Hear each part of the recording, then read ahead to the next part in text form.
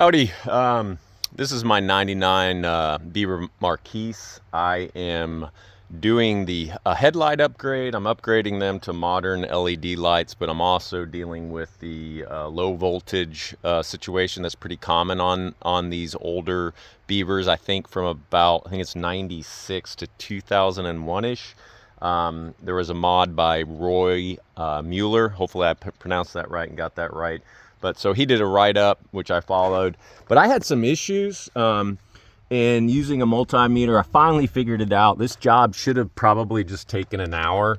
I did it a little different just because I really, the way that Roy does it, so this is a bus bar this is always on 12 volt as long as your chassis battery is on. So these are all just live 12 volt feeds. This one is the ignition. So once the ignition is switched, then these are all 12 volt leads, but these are always on. So instead of jumping, this is the headlight bus bar terminal right here. And instead of just jumping this over, using this, as the number 30 pin voltage source for the relay, I went ahead and just took the 12 volt off this ignition relay and wired it directly with a 30 amp carrying capacity wire to this bus bar. So I basically added another circuit bus bar in here, and you can see, so I basically have my low and high beam on 20 amp fuse circuits. So I just bypassed that, and really the only reason I did that, there's really no need to do it, is just so I had a couple expansion slots in the future if I wanted to upgrade more, which I probably will. So the big issue that I ran into, of course, we're coming off the input feed. So when you pull your light switch, right, there's a signal that feeds 12 volts to this bar, which then these two wires feed into the headlight. So it's incoming and then it's outgoing to the headlight. So that you got to find that signal wire, and that's what you're going to end up using on the coil side of your two relays here. But there's a great video that they did on that. They just didn't use a multimeter. So I'm an engineer, and started tracking all this, put it all together, thought it was simple as heck, wired it up, shrink wrapped it all, made it all beautiful, and then weirdness with the lights. So when I would switch, it was just, I couldn't figure it out. Something was going on. I thought the internal wiring of the coach had been changed.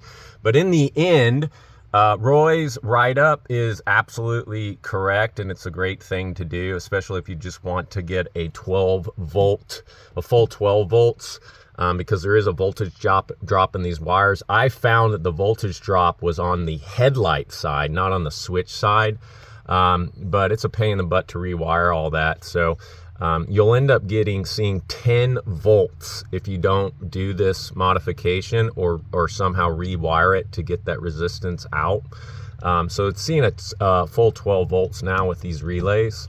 My big dilemma was these LED lights, and I'll go ahead and share the model number. These are not super expensive LEDs. Originally I wanted to go with some groats, but they were 5 times the money. So I bought these off eBay. There's the model number on them, and they get really good reviews. They're 129 bucks for 4 of them. So I figured, I can't go wrong with them if they end up, getting some condensation in them. But they are IP68 rated. But here was my issue. So this is the low beam side, and there's a red and a yellow wire, and of course a ground. I didn't think that mattered whatsoever, because these are both basically low wires. But internally in the wiring of this light, I was somehow getting a feed. My 12 volt was coming in, and I was actually reading 12 volt on the outside of my high beam light, which is just the weirdest thing. So I don't know honestly exactly what was going on, but I hooked everything back up to factory. Everything was behaving correctly, because before I would basically hit the foot switch for the high beam, and then when I turned that off, all lights went off. And then when I hit the foot switch for the high beam, all the lights would come back on, but I couldn't get a combination of high low. It turned out that this is really critical.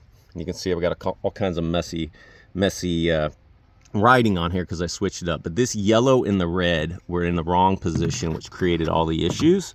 So if you end up buying these lights, and so far they seem good, you know, it's not tested long term at all.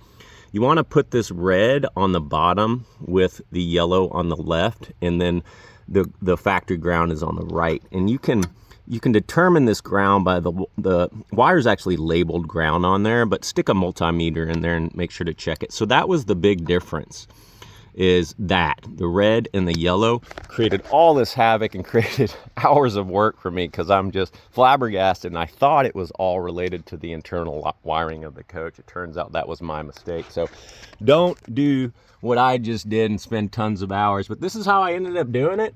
I think it looks pretty nice. I'm really big on beautiful wiring, so I tried to make it as OEM as I could and cleaned a couple other things up. So I hope this helps. At least if you're trying to install these lights, you'll know how to wire it correctly on the headlight side. You won't have to waste as much time as I did trying to figure it out and making a kind of goofy mistake. I should have attacked these headlights knowing that there was the circuitry inside of the headlight, the low beam headlight itself, was causing this. So anyway, hope that helps.